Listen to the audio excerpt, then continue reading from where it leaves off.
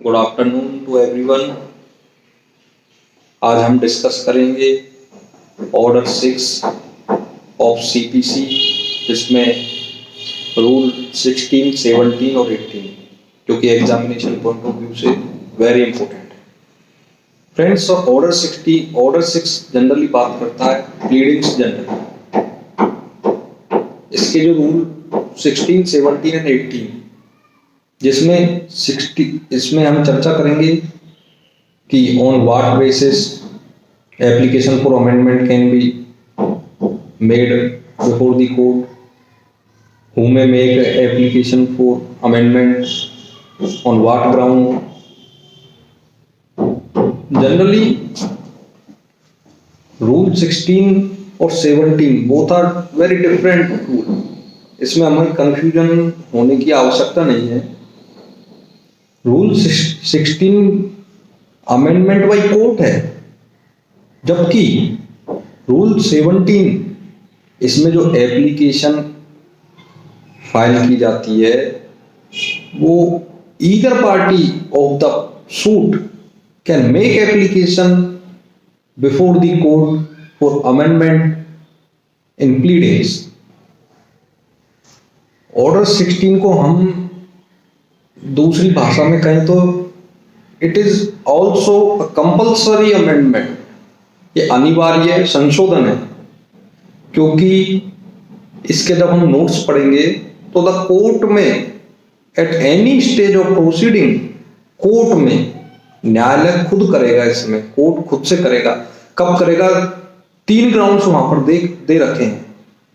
पहला, यदि जो प्लीडिंग्स है वो फ्रिवोलस है, विक्सेसियस है, स्कैंडलस है, कोर्ट के लिए टाइम कंज्यूमिंग करने वाला है, एम्बैरेस द ट्रायल, जो ट्रायल को एम्बैरेस करता हो, या जो रियल क्वेश्चन ऑफ डिटर्मिनेशन में बाधा उत्पन्न करता है, देन कोर्ट में at any stage can order amendment in pleadings. ये जो कोर्ट का ऑर्डर होता है ये बाइंडिंग होता है। जबकि रूल 17 बात करता है अमेंडमेंट, जो कि इसके नोट्स अगर हम देखें तो वो बोलते हैं, उसमें लिखा हुआ है कि at any time of proceeding either party to suit whether it is plaintiff or it is defendant may make application for the amendment in pleadings। किस लिए?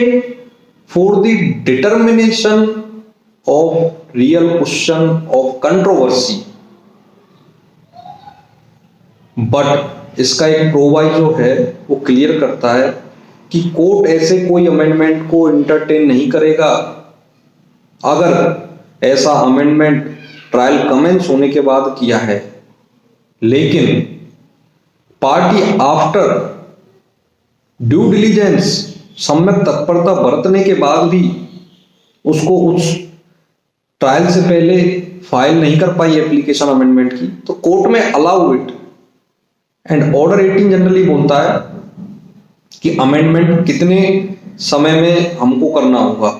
जैसे ही कोर्ट ने आदेश कर दिया, कोर्ट ने ऑर्डर कर दिया अमेंडमेंट के लिए, तो उस आदेश में वर्णित जो समय, the time which is mentioned in that order, और where no time is mentioned, या कोई समय वर्णित नहीं है, वहां 14 डेज।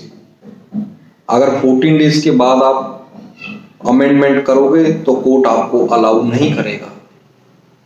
देखिए, इसको हम सेक्शन 148, सेक्शन 148 ऑफ सीपीसी के साथ भी रिलेट कर सकते हैं।